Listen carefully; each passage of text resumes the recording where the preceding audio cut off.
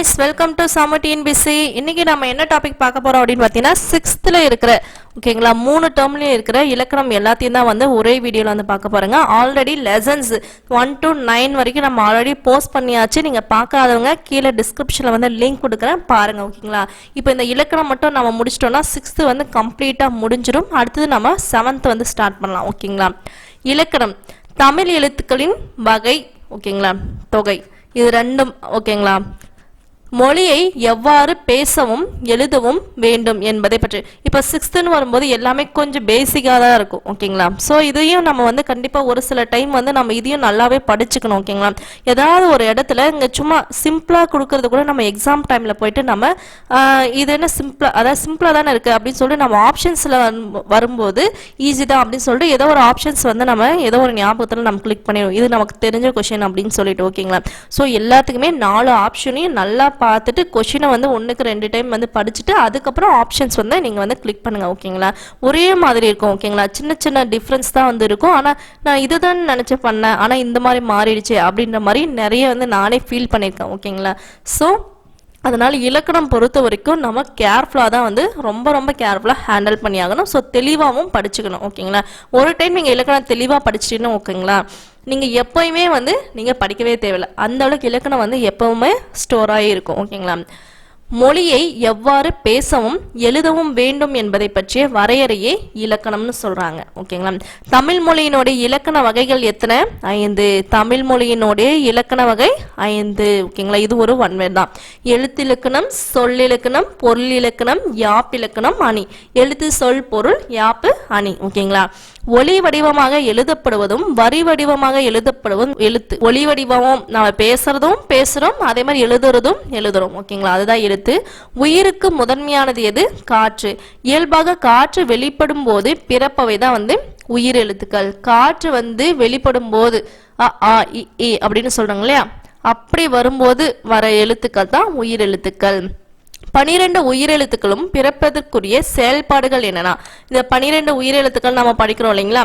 வாயை திறக்கணும், உதடுகளை விரிக்கணும், உதடுகளை குவிக்கணும். வாயை திறக்கணும் அப்படின்னு நம்ம படிக்கிறோம் இல்லையா, வாயை திறந்து நம்ம விரிக்கணும், குவிக்கணும், அவ்வளவுதான். இது 3 தான் ஓகேங்களா. குரில் நெடில் என வகைப்படுத்துவதற்கு அடிப்படையாக அமைவது ஓகேங்களா. இப்போ அப்படின்றது குரில், அப்படின்றது நெடில். அப்போ குரில் நெடில் என வகைப்படுத்துவதற்கு அடிப்படையாக அமைவது இந்த வாயை திறக்கிறது, உதடுகளை விரிக்கிறது, உதடுகளை குவிக்கிறது, இது எல்லாமே. எழுத்தை உச்சரிக்க எடுத்துக்கொள்ளும் கால அளவு என்னன்னு சொல்லுவாங்கன்னா மாத்திரை ஓகேங்களா.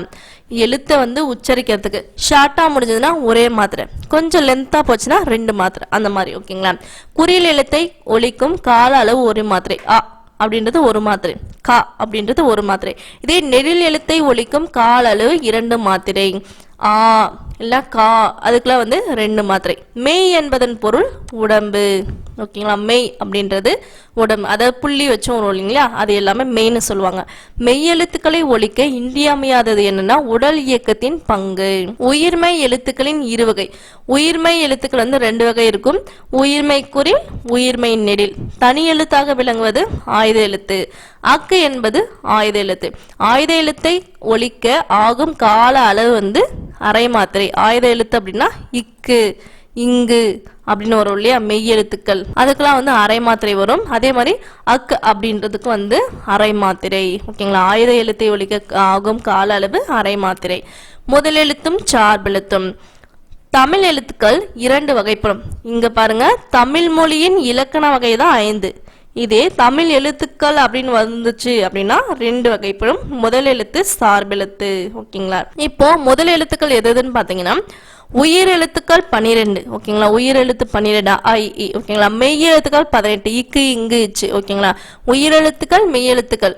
இப்போ இது 12, மெய் எழுத்து 18, மொத்தம் எவ்வளோ 30. இந்த 30 எழுத்துக்கள் தான் முதல் எழுத்துக்கள். இப்போ இருக்கு பாருங்க, இக்கா கூட்டல் உயிர் எழுத்து இக்கு கூட்டல் கா. அப்போ இது 2ம் இப்போ உயிர்மை எழுத்து வந்து தோன்றுது அப்படின்னா இது 2ம் தான் ரொம்ப முக்கியமானது. இது வந்து மெய்யெழுத்து, இது வந்து உயிர் எழுத்து. அப்ப இது 2 சேர்ந்தாதான் காங்காச்சா வருது ஓகேங்களா. பிற எழுத்துக்கள் தோன்றுவதற்கும் இயங்குவதற்கும் முதன் காரணமாக இருப்பவை முதல் எழுத்துக்கள். அதாவது ரெண்டு எழுத்தும் புதுசா ஒரு எழுத்து தோணுனா இது ரெண்டும் தான் முக்கியமானது. முதல் எழுத்தை சார்ந்து வரும் எழுத்துக்கள் சார்பெழுத்துக்கள். சார்பெழுத்து எத்தனை வகைப்படும்? 10 வகைப்படும். தமிழ் எழுத்துக்கள் எத்தனை வகைப்படும்? 2 வகைப்படும். இதே தமிழ் மொழியின் இலக்கண வகைகள் அப்படின்னா 5. இப்ப சார்பெழுத்து பார்த்தீங்கன்னா உயிர்மை, ஆயுதம், உயிரிழபடை, ஒற்றலபடை, குற்றியல் இகரம், குற்றியல் உகரம், ஐகார குறுக்கம், ஔகார குறுக்கம், மகர குறுக்கம், ஆயுத குறுக்கம். மெய் எழுத்துக்களும் உயிர் எழுத்துக்களும் ஒன்றுடன் ஒன்று சேர்வதால் தோன்றுபவை உயிர்மெய் எழுத்துக்கள். முன்ன பார்த்தோம். உயிர்மெய் எழுத்தின் ஒளி வடிவம் மெய்யும் உயிரும் சேர்ந்ததாக இருக்கும். உயிர்மெய் எழுத்தினுடைய ஒளி வடிவம் எப்படி இருக்கும்? மெய்னா எது? இக்கு. உயிர் அப்படின்னா ஆ. ஓகேங்களா? சேர்ந்ததா இருக்கும். உயிர்மெய் எழுத்தின் வரி வடிவம் எப்படி இருக்குன்னா மெய்யெழுத்தை ஒத்திருக்கும். இப்போ ஒளி வந்து இக்கு பிளஸ் ஆ. ஓகேங்களா? கா அப்படின்னு வருதா? இதே வரி வடிவம் எப்படி எழுதுறோம்? வெறும் கான் மட்டும் தான் வரும், பக்கத்துல ஆளா எதுவும் போட மாட்டோம். அப்போ இது வந்து எதனுடைய வரி வடிவமா இருக்கு? மெய் எழுத்தினுடைய வரி வடிவம். அந்த கா இக்குன்றத வெறும் புள்ளி எடுத்துட்டு கா மட்டும் தானே போடுறோம். ஸோ வரி வடிவம் வந்து மெய் எழுத்தை ஒத்திருக்குன்னு சொல்றாங்க. உயிர்மெய் எழுத்து ஒலிக்கும் கால அளவு வந்து உயிர் எழுத்தை ஒத்திருக்கும். உயிர்மெய் எழுத்து ஒலிக்கும் கால அளவு எதை ஒத்திருக்கும்னா உயிர் எழுத்து. அதாவது இந்த ஆ இன்னு ஆட் பண்றோம்ல, ஆ அப்படின்னு மட்டும் ஆட் பண்ணாங்கன்னா அது வந்து மாத்திரை அளவு 1 இருக்கும். இதே ஆ ஆட் பண்ணி இக்கு பிளஸ் ஆ கான்னு வருமா, அப்ப கா அப்படின்னு வருதா, அப்ப இதனுடைய கால அளவு வந்து 2 மாத்திரையா இருக்கும். ஓகேங்களா? அடுத்தது ஆயுத எழுத்து. 3 புள்ளிகளை உடைய தனித்துவம் பெற்றது. தனித்துவ வடிவம். இந்த மாதிரி 3 புள்ளிகளை உடைய தனித்துவம் பெற்றது, தனித்த வடிவம் பெற்றது தான் வந்து ஆயுத எழுத்து. இதனுடைய வேறு பெயர்கள் பார்த்தீங்கன்னா முப்புள்ளி, முப்பார் புள்ளி, தனிநிலை, இது எல்லாமே வந்து ஆயுத எழுத்தின் வேறு பெயர்கள். நுட்பமான ஒலிப்பு முறையை உடையது தான் ஆயுத எழுத்து. சொல்லின் தனக்கு முன் ஒரு குறில் எழுத்தையும் தனக்கு பின் ஒரு வல்லின மெய் எழுத்தையும் பெற்று வருவது ஆயுத எழுத்து. அதாவது ஆயுத எழுத்து வந்து எதுக்கு நடுவுல வரும் அப்படின்னா தனக்கு முன்னாடி வந்து கா. ஓகேங்களா? எக்ஸாம்பிளுக்கு வச்சுக்கலாம், ஒரு குறியில் இருக்கணும், அதுக்கு அடுத்தது வருதா, அதுக்கு அடுத்தது ஒரு வல்லின உயிர்மை. வல்லினம் அப்படின்னா கசட தபர. ஓகேங்களா? அதுல வர ஏதாவது ஒரு எழுத்து. ஓகேங்களா? உயிர்மை எழுத்தா இருக்கணும். கக்சு அப்படின்ற மாதிரி வச்சுக்கோங்களேன். சொல்லின் இடையில் மட்டும் வருவது ஆயுத எழுத்து. சொல்லு இப்ப 2 சொல் இருக்கு அப்படின்னா அதனோட இடையில மட்டும் வரும். ஆயுத எழுத்து தனித்து இயங்காது. இப்ப எஃகு இருக்கு இல்லைங்களா, இந்த மாதிரி வரும். ஓகேங்களா? இது வந்து குறிலு, பின்னாடி வந்து வல்லின உயிர்மை எழுத்து. ஓகேங்களா? அடுத்தது மொழி முதல் இறுதி எழுத்துக்கள். மொழிக்கு முதலில் வரும் எழுத்துக்கள். மொழி என்பதற்கு சொல் என்னும் பொருள் உண்டு. மொழி அப்படின்றதுக்கு சொல் அப்படின்ற பொருளும் இருக்கு. மொழி முதல் எழுத்துக்கள் என்பவை சொல்லினுடைய முதலில் வரும் எழுத்துக்கள். ஒரு சொல்லினுடைய முதல்ல வரும் எழுத்துக்கள். உயிரெழுத்துக்கள் 12ம் சொல்லினுடைய முதல் வரும். அதாவது எந்தெந்த எழுத்துக்கள்லாம் ஃபர்ஸ்ட்ல ஸ்டார்ட் ஆகும். இப்ப நம்ம பேர் ஸ்டார்ட் ஆகுதுன்னு வச்சுக்கோங்களேன், அப்ப இந்த மாதிரியான எழுத்துக்கள்லாம் எதுக்கு ஸ்டார்ட் ஆகும்? இப்போ கா, சா, தானா, பாமா ஆகிய வரிசையில் உள்ள எல்லா உயிர்மை எழுத்துக்களும் சொல்லினுடைய முதல்ல வருமா. அதாவது கால ஸ்டார்ட் ஆகுது, கா, கா, கி, கு, கே அந்த மாதிரி வரும் இல்லைங்களா. அதே மாதிரி சா வரிசையில வருது, தா வரிசையில வருது, நா, பா, மா. இந்த 6 லெட்டரும் இருக்கு இல்லையா, இதுல இருக்கிற எல்லா உயிர்மை எழுத்துக்களும் வந்து சொல்லினுடைய முதல்ல வரும். ஓகேங்களா? இதே ஙா, ஞா, யா, வா ஆகிய உயிர்மை எழுத்து வரிசையில் சில எழுத்துக்கள் மட்டும்தான் முதல்ல வருமா. இந்த 4 வரிசை இருக்குன்னா வா, வால வந்து ஏதாச்சும் வரும், யா அந்த மாதிரி வந்து ஏதாவது ஒரு சில பேர் மட்டும்தான் வரும் அப்படின்னு சொல்றாங்க. ஙா வரிசையில ஞா என்னும் ஒரு எழுத்து மட்டுமே முதல் சொல்லில் முதல் எழுத்தாக வரும். ஞா வரிசையில வந்து இது இருக்கு இல்லையா, இப்ப ஞா வரிசைனா ஞா, ஞா, நீ அப்படின்னு வருது இல்லைங்களா. அதுல ஞால ஞா மட்டும்தான் சொல்லினுடைய முதல்ல வரும். ஓகேங்களா? ஞா எனும் எழுத்து மொழி முதலாக வரும் சொல் கணம். ஓகேங்களா? கணம் இந்த மாதிரி வரும். கணம் எனும் சொல் தனித்து இயங்காது. அங்கனம், இங்கனம், எங்கனம் இந்த மாதிரி தான் நம்ம கேள்விப்பட்டிருப்போம். ஞால வந்து எந்த வார்த்தையும் அதிகமா வந்திருக்காது. ஓகேங்களா? அங்கனம், இங்கனம், எங்கனம் எனும் சொற்களில் மட்டுமே கணம் எனும் சொல் வழங்கி வருகிறது. இது ஞா எழுத்துக்களின் ஞா எழுத்துக்களும் வந்து சொல்லினுடைய முதல்ல வரும்னு சொல்லியிருக்காங்க. அடுத்து யா வரிசையில எதெல்லாம் வந்து சொல்லினுடைய முதல்ல வரும்னா யா, யா, யு, யூ, யோ, யோ ஆகிய 6 எழுத்துக்கள் வந்து சொல்லினுடைய முதல்ல வரும்னு சொல்லியிருக்காங்க. இதே வா வரிசையில வ, வா, வி, வி, வே, வே, வை, பௌ ஆகிய 8 எழுத்துக்கள் வந்து சொல்லினுடைய முதல்ல வரும். ஓகேங்களா? இப்போ எல்லா வரிசை எல்லா வேர்ட்ஸும் எல்லா இடத்துலையும் வரும் அப்படின்றது காசா தா நா பாமா. இதே ஞா ஞா யா வா இதில் வந்து ஒரு சில இடத்துல தான் வரும். ஞா வரிசையில் ஞா மட்டும் வரும்.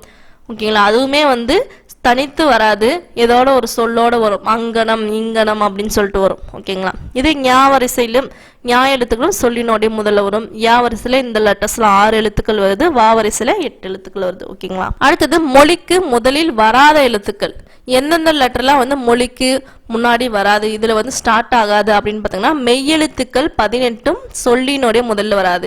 அதாவது இக்கா இருக்கட்டும் இங்கா இருக்கட்டும் அந்த மாதிரியான வார்த்தைகள் வந்து சொல் வந்து எதுலையுமே ஸ்டார்ட் ஆகாது. ஓகேங்களா, அடுத்தது டா நா ரா லா லா லா ரா நா ஆகிய 8 உயிர்மை எழுத்துக்களினுடைய வரிசையில் ஓர் எழுத்து கூட சொல்லினுடைய முதல்ல வராது. டா நா ரா லா லா லா ரா நா. ஓகேங்களா, அடுத்து ஆயுத எழுத்து சொல்லினுடைய முதலில் வராது. இந்த எழுத்துக்கள் மொத்தம் இது வந்து 8 வராது, இது ஆயுத எழுத்து வராது. அடுத்து ஞா ஞா யா வா ஆகிய உயிர்மை எழுத்து வரிசைகள்ல வராது. மொழி முதலில் வருவதாக குறிப்பிடப்பட்ட எழுத்துக்கள் தவிர பிற எழுத்துக்கள் சொல்லினுடைய முதல்ல வராது. ஓகேங்களா, இது வந்து இதோட கம்பைன் ஆகணும். ஞா ஞா யா வா உயிர்மை எழுத்து வரிசையில வந்து இருக்குன்னு சொன்னோம் இல்லைங்களா, மொழிக்கு முதல்ல வரும். அதுல இந்த எழுத்துக்கள்ல தவிர பிற எழுத்துக்கள் எதுவுமே முன்னாடி வராது. ஓகேங்களா, அடுத்தது மொழி இறுதி எழுத்துக்கள். சொல்லின் இறுதியில் வரும் எழுத்துக்களை மொழி இறுதி எழுத்துக்கள் சொல்லுவாங்க. சொல்லினுடைய இறுதி எழுத்துக்கள். ஓகேங்களா, உயிர் எழுத்துக்கள் 12 மெய்யுடன் இணைந்து உயிர்மெய்யாக மட்டுமே மொழி இறுதியில் வரும். உயிர் எழுத்துக்கள் 12 இருக்கு இல்லையா, மெய்யுடன் சேர்ந்து உயிர்மெய்யாகத்தான் வரும் அப்படின்றாங்க. இஞ்சி இன்னு இந்து இம்மு இ இர் இல் இவ் இல் இல் இன் ஆகிய மெய்யெழுத்துக்கள் 11 மொழியின் இறுதியில் வரும். உறிஞ்ச் அப்படின்ற மாதிரி. ஓகேங்களா, 11 எழுத்துக்கள். அடுத்தது மொழிக்கு இறுதி ஆகா எழுத்துக்கள். அதாவது இதெல்லாம் இறுதியில வரும். இது இறுதியிலே வராத எழுத்துக்கள் பார்க்கும்போது சொல்லின் இறுதியில் உயிரெழுத்துக்கள் தனித்து வராது. அதாவது தனித்துன்னு வச்சுக்கோங்களேன், தனித்து ஊ இப்படி வராது. ஓகேங்களா, தனித்து இப்படி வராது. அதாவது உயிர்மை எழுத்துக்கள் தனித்து வராது. அளபடை எழுத்துக்களில் இடம்பெறும் போது மட்டும் உயிரெழுத்துக்கள் சொல்லின் இருந்து, அதாவது தொலா அப்படின்னு நம்ம வந்து அளபடையில் நம்ம படிப்போம் இல்லைங்களா, அங்க மட்டும்தான் உயிரெழுத்துக்கு வரும், மற்றதுல வராது. ஆயுத எழுத்து சொல்லின் இறுதியில் வராது. இக்கு இங்கு இச்சு இட்டு இத்து இப்பு இரு, அதாவது கசர தவிர அதே மாதிரி இங்கு 7 மெய்யெழுத்துக்களும் சொல்லின் இறுதியில் வருவதில்லை. ஓகேங்களா, மெய்யெழுத்துக்கள். உயிர்மை எழுத்துக்களுள் ஙா எழுத்து வரிசை சொல்லினுடைய இறுதியில் வராது. எகர வரிசையில் கே முதல் நே முடிய எந்த உயிர்மை எழுத்துக்களும் மொழி இறுதியில் வராது. இதே ஒகர வரிசையில் வந்து நோ தவிர பிற உயிர்மை எழுத்துக்கள் மொழி இறுதியில் வருவதில்லை. நோ என்னும் எழுத்து ஓரெழுத்து ஒரு மொழியாகவே வரும். நோ என்னும் ஓரெழுத்து ஒரு மொழியினுடைய பொருள் என்னன்னா துன்பம். ஓகேங்களா, அதாவது எது இதெல்லாம் கடைசியில வராதுன்னு பார்த்தீங்கன்னா உயிரெழுத்து வராது, அதே மாதிரி ஆயுத எழுத்தும் வராது. இதுலயே வந்து கசரத் தவிர அதே மாதிரி ஙா. ஓகேங்களா, இந்த 7 எழுத்தும் வல்லின எழுத்துக்கள் இருக்கு இல்லையா, காசா டா தா பாரா, அதோட ஙா இந்த 7 எழுத்துக்களும் சொல்லினுடைய அதனுடைய மெய்யெழுத்துக்கள் வந்து சொல்லினுடைய இறுதியில வராது. அதுக்கப்புறம் ஞா வரிசையில இருக்கிறதும் வந்து இறுதியில வராது. அதே எகர வரிசையில கே முதல் நே வரைக்கும் வராது. ஒகர வரிசையில நோ தவிர மற்றது எதுவும் வராது. நோ அப்படின்னா இது வந்து ஒரு எழுத்து ஒரு மொழியாகவும் வருது. நோ அப்படின்றது துன்பம். அடுத்தது சொல்லினோட இடையில் வரும் எழுத்துக்கள் அப்படின்னு பார்த்தோன்னா மெய் எழுத்துக்கள் 18 சொல்லினோட இடையில் வரும். இது நமக்கு நல்லா தெரியும். உயிர்மெய் எழுத்துக்கள் சொல்லினோட இடையில் வரும். ஆயுத எழுத்து சொல்லினோட இடையில் வரும். அளபடையில் மட்டுமே உயிரெழுத்து சொல்லினோட இடையில் வரும். ஓகேங்களா, அளபடையில் மட்டும் தான் உயிரெழுத்துக்கள் சொல்லின் இடையில் வரும். அதுக்கப்புறம் மெய் எழுத்து வரும், உயிர்மெய் எழுத்துகளும் ஆயுத எழுத்தும் வரும். அடுத்ததான் இணை எழுத்துக்கள் அப்படின்னு பார்க்கும்போது ஒலிக்கும் முயற்சி, பிறக்கும் இடம் ஆகியவற்றில் ஒற்றுமை உள்ள எழுத்துக்கள் தான் வந்து இணை எழுத்துக்கள். எதுனா ஒலிக்கிறது, பிறக்கிறது. 6 வல்லின மெய் எழுத்துக்களும் 6 மெல்லின மெய் எழுத்துக்களும் இணை எழுத்துக்கள். ஓகேங்களா, சொற்களில் மெல்லின மெய் எழுத்தை அடுத்து பெரும்பாலும் அதன் இனமாகிய வல்லின சொற்களில் வரும், வல்லின எழுத்து வரும். ஓகேங்களா, உயிர் எழுத்துக்களில் குறிலுக்கு நெடிலும் நெடிலுக்கு குறிலும் இணை எழுத்துக்கள். உயிர் எழுத்துல குறில், அதாவது அ இ இருக்கு, ஆ இ ஈ அப்படின்னா ஆக்கு ஆ வந்து இன எழுத்து, ஈக்கு ஈ வந்து இன எழுத்து. அதே மாதிரி இதுல வல்லினமெய் எழுத்துக்கள், இந்த இதுல வந்து பாத்தீங்கன்னா வல்லினமெய் எழுத்துக்கள் கசர தவிர, அதே மாதிரி மெல்லினா ngன நமன. அப்ப காக்கு ngா வந்து இன எழுத்து. ஓகேங்களா? குறில் எழுத்து இல்லாத ஐ என்னும் எழுத்துக்கு இன எழுத்து, அதாவது ஐ அப்படின்னு இருக்கா, அப்போ ஈல சவுண்ட் வந்து முடியுதுங்களா, அப்ப அதனால ஈ. இதே அவுக்கு ஊ அப்படின்ட்டு சவுண்ட் முடியுதா, ஸோ அதனோட இன எழுத்து ஊ.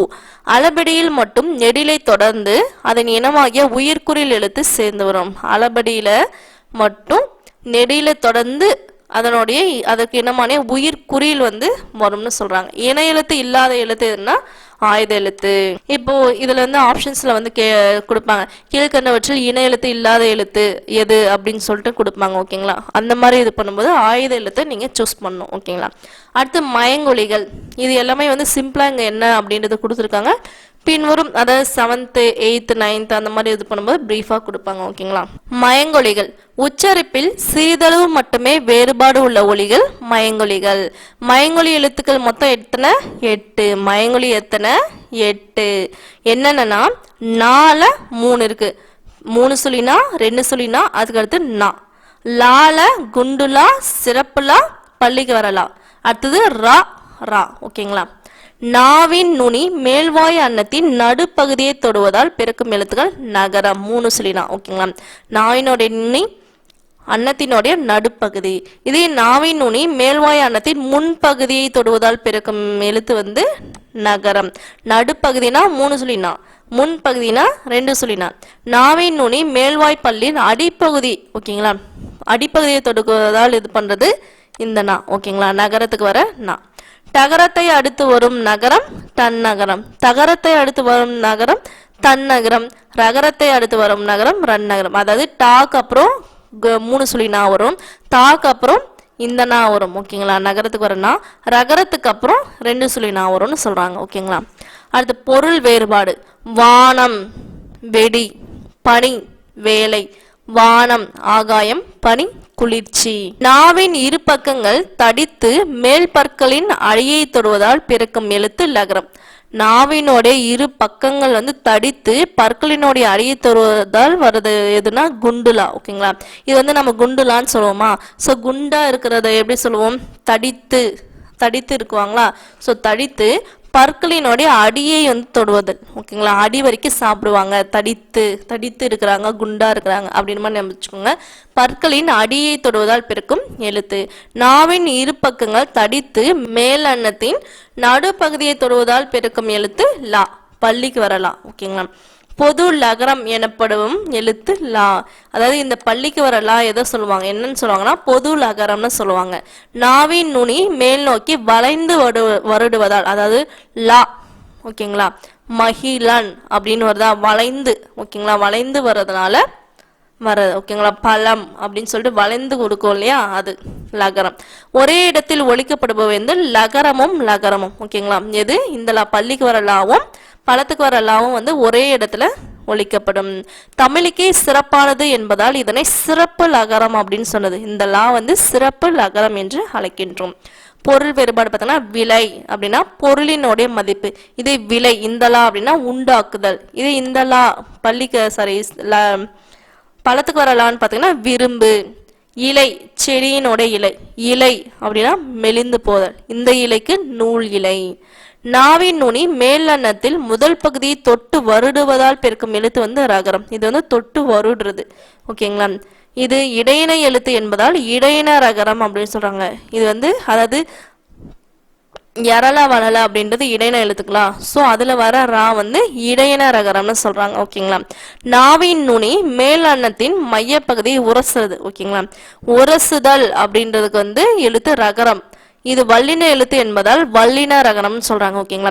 வல்லினத்துல வர ராக்கு வல்லின ரகரம், இதே வந்து இடையினத்துல வர ராக்கு இடையின ரகரம்னு சொல்றாங்க. ஓகேங்களா? பொருள் வேறுபாடு ஒன்று இருக்கு. ஏரி குளம், தலை சிரம், ஏரி மேலே ஏரி, தலை இது மாத்தி மாத்தி வந்துடுச்சு. தலை அப்படின்றது இலை, கூரை அப்படின்றது வீட்டின் கூரை, இந்த கூரைக்கு புடவை. பறவை இந்த ராக்கு கடல், இது இந்த பறவை வானில் பறப்பது. அடுத்தது சுற்றெழுத்துக்கள். சுட்டிக்காட்ட வரும் எழுத்துக்கள் சுட்டெழுத்துக்கள். அ இ உ ஆகிய எழுத்து 3 எழுத்தும் தான் வந்து சுட்டெழுத்துக்கள். இன்று பயன்பாட்டில் இல்லாத சுட்டெழுத்து உ. ஓகேங்களா, ஆ இ மட்டும்தான் வந்து யூஸ் பண்றாங்க, யூ வந்து பயன்பாட்டில் இல்லை. சுட்டு எழுத்துக்கள் சொல்லின் உள்ளேயே அகத்தே இருந்து சுட்டு பொருளை தருவது அகச்சுட்டுன்னு சொல்லுவாங்க. ஓகேங்களா, சுட்டே வந்து 2 வகைப்படும். அந்த சுட்டு எழுத்துக்கள் வந்து சொல்லின் உள்ளே இருந்து சுட்டு பொருளை தருவது அகச்சுட்டு. இதே சுட்டு எழுத்துக்கள் சொல்லின் வெளியே இருந்து சுட்டு பொருளை தருவது புறச்சுட்டு. அகச்சுட்டுனா அவன், இவள், அது, இது அப்படின்றது. இதே புறச்சுட்டு வெளியே இருக்குதுன்னா இம்மலை, அந்நூல் அப்படின்ற மாதிரி. ஓகேங்களா, நம் அருகில் அப்படின்னா அண்மையில் உள்ளவற்றை சுட்டி காட்டுவது அண்மை சுட்டு. அண்மைக்குரிய சுட்டு எழுத்து எதுனா இ, இவன், இவர் அப்படின்றது. தொலைவில் அப்படின்னா சேமையில் உள்ளவற்றை சுட்டி காட்டுவது சேமை சுட்டு. சேமைக்குரிய சுட்டு எழுத்துக்கள் ஆ, அவள், அவர் அப்படின்றது. ஓகேங்களா, அருகில் உள்ளவற்றிற்கும் தொலைவில் உள்ளவற்றிற்கும் இடையில் இருப்பதை சுட்டிக்காட்ட பயன்படுத்த எழுத்து தான் வந்து உ, உது, உவன் அப்படின்றது. சுட்டெழுத்து திரிந்து சுட்டு பொருளை தருவது சுட்டு திரிபு. சுட்டெழுத்து திரிந்து சுட்டு பொருளை தருவது சுட்டு திரிபு. ஆ இ ஆகிய சுட்டெழுத்துக்கள் அந்த இந்த என திரிவது சுட்டு திரிவு. இப்போ இவன், அவர் அப்படின்லாம் சொல்றோம் இல்லைங்களா, அதை திரிஞ்சு அந்த இந்த அப்படின்றது மாறுது. இந்த பள்ளி, அந்த பையன், அந்த மாதிரி. ஓகேங்களா, அடுத்தது வினா எழுத்துக்கள். வினா பொருளை தரும் எழுத்துக்கள் வினா எழுத்துக்கள். சுட்டெழுத்து வந்து 3, ஆ இ உ. இதே வினா எழுத்துக்கள் வந்து ஏ, யா, ஆ, ஓ, ஏ. இந்த 5 எழுத்துக்கள் வந்து வினா எழுத்துக்கள். ஓகேங்களா, மொழியின் முதலில் வரும் வினா எழுத்து வந்து ஏ, யா. எங்கு, யாருக்கு, என்ன அப்படின்ற மாதிரி நம்ம கேட்போம் இல்லைங்களா, அது மொழியினுடைய முதல்ல வரும். மொழியின் இறுதியில் வருவது ஆ ஏ, அதாவது பேசலாமா கேட்கறது, தெரியுமோ, உங்களுக்கு தெரியுமோ அப்படின்ற மாதிரி. ஓகேங்களா, மொழி முதலிலும் இறுதியிலும் வரும் எழுத்துக்கள் ஏ, இது வந்து ஓ வரும். ஓகேங்களா, ஓ வரும், இது வந்து ஏ. ஏன், நீதானே அப்படின்ற மாதிரி. ஓகேங்களா, வினா எழுத்து சொல்லின் அகத்தே இருந்து வினா பொருளை தருவது அகவினா. அதாவது எது, யார், ஏன், அதாவது பிரிக்க முடியாது, வினா எழுத்தை பிரிக்க முடியாது. இதே வினா எழுத்துக்கள் சொல்லின் புறத்தே இருந்து வினா பொருளை தருவது புறவினான்னு சொல்லுவாங்க. இதுவும் வினா எழுத்தை பிரிக்க இயலாது. அவனா, வருவானோ அப்படின்ற மாதிரி. ஓகேங்களா, ஏ, யா, ஆ, ஓ, ஏ. ஃபர்ஸ்ட் 2 எழுத்துக்கள் வந்து முன்னாடி வரும், அடுத்த 2 எழுத்துக்கள் வந்து பின்னாடி வரும். ஏ அப்படின்றது இறுதியில் வரும். ஓகேங்களா, அடுத்தது 4 வகை சொற்கள். ஓர் எழுத்து தனித்து நின்று அல்லது ஒன்றுக்கு மேற்பட்ட எழுத்துக்கள் தொடர்ந்து வந்து பொருள் தருவது. ஓர் எழுத்து தனித்து நின்றோ அல்லது ஒன்றுக்கு மேற்பட்ட எழுத்துக்கள் தொடர்ந்து வந்து பொருள் தருவதா சொல்லுன்னு சொல்லுவோம். இது வந்து இலக்கண அடிப்படையில் சொற்கள் வந்து 4 வகைப்படும். இது இலக்கிய வகை அடிப்படையிலும் 4 வகைப்படும். ஓகேங்களா, இப்ப இலக்கணம்னு பார்க்கும்போது பெயர்ச்சொல், வினைச்சொல், இடைச்சொல், உரிச்சொல். ஒன்றன் பெயரை குறிக்கும் சொல் பெயர்ச்சொல். ஓகேங்களா, இப்ப நம்ம பெயரை சொல்றது பெயர்ச்சொல், இல்ல ஒரு ஸ்கூலை சொல்றது அதுவும் பெயர்ச்சொல் தான். இதை வினை என்னும் சொல்லுக்கு செயல் என்பதும் பொருள். வினை அப்படின்னா நம்ம ஒரு வேலை செய்யறத தான் வந்து வினை நடக்குது. செயலை குறிக்கும் சொல் வினைச்சொல். வா, போ, நம்ம வரோம், நடந்து போறோம், எழுதுறோம், அது எல்லாமே வந்து ஒரு செயல். ஓகேங்களா, பெயர் சொல்லையும் வினைச்சொல்லையும் சார்ந்து வரும் சொல் தான் இடைச்சொல். அப்படின்ற எழுத்துலாம் வரும். தந்தையும் தாயும், தம்பிக்கு, அடுத்தது திருக்குறளை, அந்த மாதிரி சார்ந்து வருது. ஓகேங்களா, இதுதான் வந்து இடைச்சொல். இடைச்சொல் வந்து தனித்து இயங்காது. பெயர்ச்சொல், வினைச்சொல் ஆகியவற்றின் தன்மையை மிகுதிப்படுத்தி வருவது. இப்ப நார்மலா இது வந்து ஒரு நகரம் அப்படின்னு எடுத்துக்கிட்டோம்னா அது வந்து மாநகரம், பெரிய நகரம் அப்படின்னு சொல்லிட்டு மிகுதிப்படுத்தி கூறுவது. சிறந்தது அப்படின்றது நார்மலா ஓகே குட். சால சிறந்ததுன்னா வெரி குட் அப்படின்னு சொல்றாங்களா, அப்போ மிகுதிப்படுத்தி காமிக்கிறாங்க. ஓகேங்களா, அடுத்தது இவற்றையும் அறிவோம். உயிரெழுத்தில் தொடங்கும் சொல்லுக்கு முன் ஓர் என்னும் சொல்லை, இது வந்து நிறைய வந்து ஆப்ஷன்ஸ்ல வந்து கொடுப்பாங்க. ஒரு மாவட்டத்தில் இருந்து, ஒரு பையன், அந்த மாதிரி வந்து ஸ்டார்ட் ஆகும். ஓகேங்களா, அந்த மாதிரி இருக்கிறதுக்கு நம்ம எது எதுக்கு ஓர் போடணும், எது எதுக்கு ஒரு போடணும், எது எதுக்கு அது போடணும், எது எதுக்கு அது போடணும் அப்படின்றத தான் வந்து இங்க கொடுத்துருக்காங்க. உயிரெழுத்தில் தொடங்கும் சொல்லுக்கு முன் ஓர் என்னும் சொல்லை பயன்படுத்த வேண்டும். இப்போ இங்க பாருங்க, ஓர் ஊர், இங்க ஊர் அப்படின்னு இருக்குதா, இதுல ஃபர்ஸ்ட் லெட்டர் என்ன, உயிரெழுத்து. அப்படி வந்துச்சுன்னா அதுக்கு முன்னாடி இருக்கிறதுல வந்து ஓர் பயன்படுத்துறோம். ஓகேங்களா, இதே பாருங்க ஏரின்னு இருக்கா, ஏரிக்கு ஏ அப்படின்றது உயிர் எழுத்து, அதுக்கு முன்னாடி ஓர் பயன்படுத்தணும். இதே உயிர்மை எழுத்தில் தொடங்கும் சொல்லுக்கு முன் ஒரு என்னும் சொல்லை பயன்படுத்தணும். இப்ப நகரம், கடல், இல்ல ஜன்னல் அந்த மாதிரியான வேர்டு இருக்கு அப்படின்னா அதுக்கு முன்னாடி ஒருன்னு பயன்படுத்தணும். ஓகேங்களா, உயிர் எழுத்து வந்துச்சுன்னா ஓர், இதே உயிர்மை எழுத்து வந்ததுன்னா ஒரு. இது உயிரெழுத்தில் தொடங்கும் சொல்லுக்கு முன் அஃது. ஓகேங்களா, உயிரெழுத்து அப்படின்னா இங்க அக்கு வரணும். ஓகேங்களா, இதே உயிர்மை எழுத்துக்கு அப்படின்னா அது. அடுத்தது பெயர்ச்சொல். ஒன்றன் பெயரை குறிக்கும் சொல் பெயர்ச்சொல். பெயர்ச்சொல் எத்தனை வகைப்படும்? 6 வகைப்படும். என்னென்ன அப்படின்னு பார்த்தோன்னா பொருட்பெயர், இடப்பெயர், காலப்பெயர், சினைப்பெயர், பண்பு பெயர், தொழில் பெயர். பெயர் பொருளை குறிக்கும் பெயர் பொருட்பெயர். இப்போ ஒரு பொருள் இருக்குன்னா அதை பெயர் சொன்னாங்கன்னா அது பொருட்பெயர். பொருட்பெயர் உயிருள்ள பொருள்களையும் உயிரற்ற பொருள்கள், அதாவது உயிருள்ள பொருளையும் குறிக்கும் உயிரற்ற பொருளையும் குறிக்கும். மரம், செடி, மயில், பறவை எல்லாத்தையுமே குறிக்கும். ஒரு இடத்தின் பெயரை குறிக்கும் பெயர். இப்போ இது ஒரு இடம், இது ஒரு ஸ்கூலு, இது இந்த ஒரு வில்லேஜ் அப்படின்ட்டு பார்த்தீங்கன்னா அந்த மாதிரி பேர் சொல்றது. சென்னை, பள்ளி, பூங்கா, தெரு இதெல்லாம் சொல்லலாம். காலத்தை குறிக்கும் பெயர் நாள், மணி, நிமிடம், வினாடி, இது எல்லாமே காலப்பெயர்.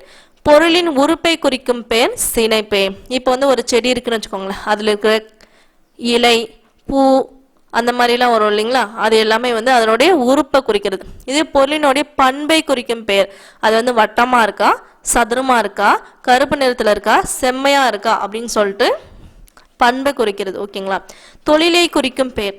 இப்ப நீ படிக்கிற ஒரு செயல் செய்யற, நீ ஒரு செயல் செஞ்சுட்டு இருக்கனா அது நீ செய்யற தொழில். ஓகேங்களா, படிக்கிறது, ஆடுறது, நடிக்கிறது, இதெல்லாம். 6 வகை பெயர்கள் அமைந்த வாக்கியங்கள். காவியா வந்தாள். காவியான்றது ஒரு உயிருள்ள பொருள். ஓகேங்களா, அது பொருட்பெயர். காவியா பள்ளிக்கு சென்றாள். காவியா எங்க போனா? பள்ளிக்கு. பள்ளி அப்படின்றது ஒரு இடம். பள்ளி தொடங்கும் நேரம் காலை 9 மணிங்க. அப்போ 9 மணி அப்படின்றது காலப்பெயர். காவியா தலையை அசைத்தாள் அப்படின்னா அந்த காவியா கிட்ட இருக்கிற அந்த பொருளினுடைய ஒரு உறுப்பு தலை, அவ சினைப்பெயர். பயிர்கள் பசுமையாக இருந்தது, பண்பு. பசுமையா இருக்கு, பசுமை அப்படின்றது பண்பு. நடனம் ஆடுதல் சிறந்த கலை. ஆடுதல் அப்படின்றது ஒரு தொழில். ஓகேங்களா, அடுத்து காரண பெயர், இடுகுறி பெயர். நம் முன்னோர் காரணம் கருதாமல் இட்டு வழங்கிய பெயர் இடுகுறி பெயர். எடுத்துக்காட்ட மண், மரம், காற்று. இப்ப இதுக்கெல்லாம் யாரு பேர் வச்சிருப்பாங்க அப்படின்ற ஒரு கொஸ்டின்ஸ் நமக்குலாம் இருக்குல்ல. அதாவது இது பேர் மண்ணுன்னு வைக்கிறோம், அது மண்ணு தான். ஓகேங்களா, அது மாதிரி இடுகுறி பெயர். ஓகேங்களா, மரம், இதுக்கெல்லாம் காரணமே தெரியாம வைக்கிறது. இடுகுறி பெயரினோட 2 வகைன்னு பார்த்தோம்னா இடுகுறி பொது பெயர், இடுகுறி சிறப்பு பெயர் அப்படின்னு சொல்லிட்டு 2 இருக்கு. முன்னோர் காரணம் ஏதுமின்றி பொதுத்தன்மை கருதி ஒரு பொருளுக்கு இட்டு வழங்கி, இப்ப இதை நம்ம எப்படி கூப்பிடுறது, அதனால ஒரு பேர் பொதுவா இந்த ஒரு பேர் வைக்கலாம் அப்படின்னு சொல்லிட்டு இட்டு வைக்கிறதா இடுகுறி பொது பெயர். மரம், இலை அப்படின்னு சொல்லிட்டு. காரணம் ஏதுமின்றி சிறப்புத்தன்மை கருதி ஒன்றனுக்கோ அல்லது ஒரு இனத்திற்கோ இட்டு வழங்கிய பெயர் இடுகுறி சிறப்பெயர். அதாவது இப்போ மரம் அப்படின்னா பல வகைப்பட்ட மரங்கள் இருக்கு. மாமரம் இருக்கு, தென்னை மரம் இருக்கு, கொய்யா மரம் இருக்கு. அப்ப ஒவ்வொருத்துக்கும் மரம்னா அப்ப எந்த மரத்தை நம்ம குறிப்பிட்டு சொல்றது? அப்ப மாமரம், தென்னை மரம், ஓகேங்களா, அதே கொய்யா மரம், மாதுளை மரம் அப்படின்னு சொல்லிட்டு தனித்தனியா பேர் அதுக்குன்னு சொல்லிட்டு வைக்கிறாங்க. ஓகேங்களா, ஒவ்வொரு வகையான மரத்துக்கும், அதாவது ஒரு மரத்துக்கோ அல்ல அது இனத்துக்கோ அதுக்கு தனியா ஒரு பேர் வைக்கிறாங்க, அதுதான் சிறப்பு பெயர். ஓகேங்களா, நம் முன்னோர் காரணம் கருதியிட்ட பெயர் காரண பெயர். இப்ப சேர் இருக்குன்னு வச்சுக்கோங்களேன், 4 கால் இருக்கு, அதனால நாற்காலி. கரும்பலகை, அது கருப்பா இருக்கு, அதனால கரும்பலகை. காரண பெயர் குறிப்பிட்ட காரணமுடைய எல்லா வகை பொருள்களையும் பொதுவாக குறித்தால் அது காரண பொது பெயர். பொதுவா சொல்றது பறவை, அது பறக்கிறதுனால பறவைன்னு சொல்றோம் இல்லையா, அந்த மாதிரி. குறிப்பிட்ட காரணமுடைய எல்லா வகை பொருள்களும் ஒன்றை மட்டும் சிறப்பாக, இப்போ ஒன்றை மட்டும் சிறப்பாக குறிப்பது காரண சிறப்பு பெயர். அதாவது வளையல், வளைஞ்சு இருக்கிறதுனால வளையல். 4 கால் இருக்கிறதுனால நாற்காலி, அந்த மாதிரி. விடியலில் துயில் எழுந்தேன். விடியலில் துயில் எழுந்தேன்றது காலப்பெயர். ஓகேங்களா, விடியல் விடியல் அப்படி அந்த விடியுது இல்லையா, அது ஒரு காலம். இறைவனை கை தொழுதேன். கை தொழுதேன் அப்படின்னா சினை பெயர். புகழ் பூத்த மதுரைக்கு சென்றேன். புகழ் பூத்த மதுரைக்கு சென்னா மதுரை, இடப்பெயர். புத்தகம் வாங்கி வந்தேன். புத்தகம்ன்றது ஒரு பொருள். கற்றலை தொடர்வோம் இனி. கற்றல் அப்படின்றது ஒரு தொழில். நன்மைகள் பெருகும் நனி அப்படின்றது ஒரு பண்பு. நன்மை அப்படின்ட்டு அதனுடைய பண்பு சொல்றதுனால பண்பு பெயர். அடுத்தது அணி இலக்கணம். தங்கள் கற்பனை திறத்தாலும் புலமையாலும் தாங்கள் இயற்றும் பாடல்களில் அழகை சேர்ப்பவர்கள் கவிஞர்கள். அதாவது தன்னுடைய கற்பனை திறத்தாலும் புலமையாலும் அழகை சேர்த்துறது வந்து கவிஞர்கள் தான். பாடல்களில் உள்ள அழகை விளக்குவது அணி இலக்கணம். அணி என்பதன் பொருள்கள் என்ன? அழகு. கவிஞர் தமது கருத்தை சுவையோடு சொல்வதற்கு எது உதவுவது? அணி. மருந்தை தேனில் கலந்து கொடுப்பது போல் கருத்துக்களை சுவைப்பட கூறுவது அணி. ஓகேங்களா? ஒரு பொருளின் இயல்பை உள்ளது உள்ளபடியே அழகுடன் கூறுவது இயல்பு நவிச்சு. இயல்பா அதுல என்ன ரியாலிட்டி இருக்கு அப்படின்றத அப்படியே கூறுறது. இது இயல்பு நவிச்சி அணியினுடைய வேறு பெயர் என்ன? தன்மை நவிச்சி அணி. தோட்டத்தில் மேயுது வெள்ளை பசு, அங்கே துள்ளி குதிக்குது கன்றுக்குட்டி, அம்மா என்குது வெள்ளை பசு, உடன் அண்டையில் ஓடுது கன்றுக்குட்டி என்னும் பாடல்ல வந்து அதாவது நார்மலா என்ன நடக்குமோ அதை வந்து எழுதியிருக்காரு யாரு? கவிமணி. ஒரு பொருளின் இயல்பை மிகுதிப்படுத்தி அழகுடன் கூறுவது உயர்வு நகிழ்ச்சி அணி. தம்பி அழுத கண்ணீர் ஆறாக பெருகி ஆனை குளித்து ஏரி குளமாக தேங்கி குதிரை குளித்து ஏரி என்னும் பாடலில் உள்ளது உயர்வு நகிழ்ச்சி அணி. அதாவது ஒருத்தனுடைய தம்பி அழுற கண்ணீர் வந்து அந்த அளவுக்கு ஆறா பெருகிற அளவுக்கு அவன் வந்து ஒருத்தர் வந்து கண்ணீர் விட முடியுமா? முடியாது. அந்த பெருகி குளித்து ஏரி குளமாக மாறி, அதாவது ஏரி குளமா மாறி குதிரையை வந்து குளிக்குது அப்படின்ற மாதிரி சொல்லியிருக்காங்க. ஓகேங்களா? இதெல்லாம் வந்து அதாவது அவங்க அழுறது வந்து அவங்க தம்பி அழுறது வந்து அந்த அளவுக்கு கஷ்டமா இருக்கு அப்படின்னு சொல்றாங்க. 6 சக்கரம் 100 வண்டி, அழகான ரயில் வண்டி, மாடு கண்ணு இல்லாம தான் மாயமாத்தான் ஓடுது, உப்பு பாரம் ஏத்தும் வண்டி, உப்பிலிப்பாளையம் போகும் வண்டி என்னும் பாடலில் இயல்பு நவிழ்ச்சி அணி வந்து இருக்கு. இது குளிர் நீரில் குளித்தால் கூதல் அடிக்கும் என்று, வெந்நீரில் குளித்தால் மேலே கருக்கும் என்று, ஆகாச கங்கை அனல் உரைக்கும் என்று பாதாள கங்கையை பாடி அழைத்தார் உன் தாத்தா என்பது. இது வந்து உயர்வு நவிழ்ச்சி அணி. ஓகேங்களா? அவ்வளோதான். இதோட வந்து 6th ஃபுல் அண்ட் ஃபுல் முடிஞ்சிச்சு. 6th வந்து லெசனும் முடிஞ்சிருச்சு, இலக்கணமும் முடிஞ்சிருச்சு. ஓகேங்களா? அடுத்தது நம்ம 7th வந்து லெசன் பார்த்துட்டு அடுத்தது இலக்கணம் வந்து பார்க்கலாம். ஓகேங்களா? இந்த இலக்கணம் வந்து உங்களுக்கு பிடிச்சதுன்னா கீழே வந்து கமெண்ட் பண்ணுங்க. ஓகேங்களா? தேங்க்யூ.